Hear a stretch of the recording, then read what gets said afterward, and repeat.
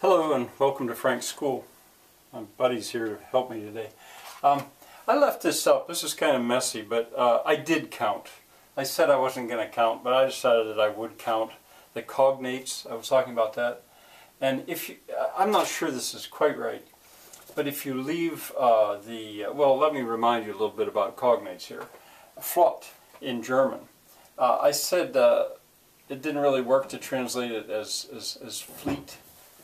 It actually does. In old-fashioned English, fleet means swift or fast.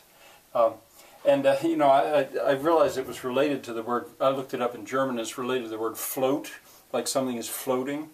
Well, a fleet of ships floats. You know, I think of Doc Blanchard, whom I talked about often, who taught me that etymology is the frosting on the vocabulary cake.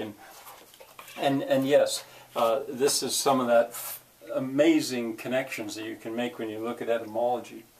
So anyway, fleet and flott are cognates. They're cousins. They both come from an Old German word or Old High German word. All right, if you leave out the repetitions, that one and I come up with there are 20 German words here. You can't do that. There are 20 German words here, I think. And of them, there's 19 English cognates. And there's 4 French ones. Look how closely related these languages are. English is a Germanic language. I'm not sure if I've said that recently in this course. It is not a Romance language. The Romance languages are French, Italian, Spanish, Portuguese, Romanian,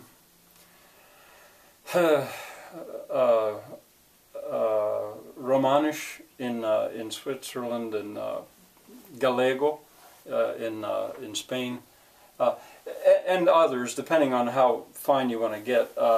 But anyway, English is Germanic, along with Swedish and Norwegian and Dutch, and German, of course. And so the very heart of the language is Germanic, and you can see that here.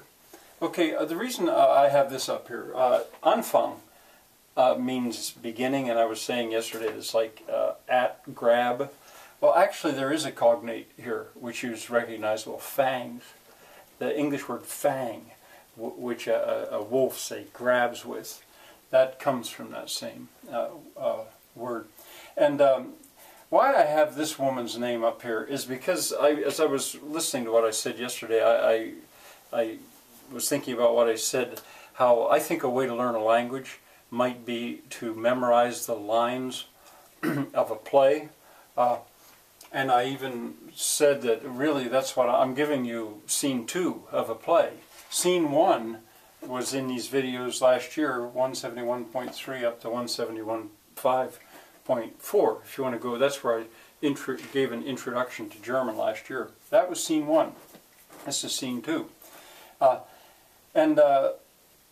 The reason I put her name on there, you'll find her on Russian television. She's one of the correspondents located in Washington, D.C. And her English fascinates me.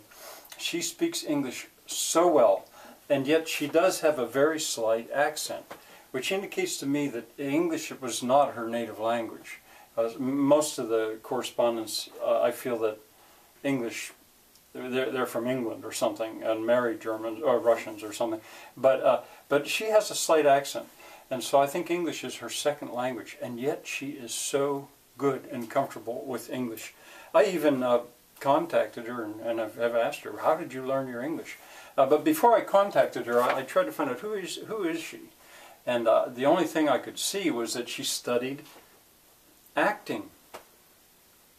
Film, I think, and acting in Moscow. That's what she studied in college, and I thought, aha. It's one of the reasons I so much want to know what method she used to learn English, because that might be evidence of the root of acting to learn a foreign language.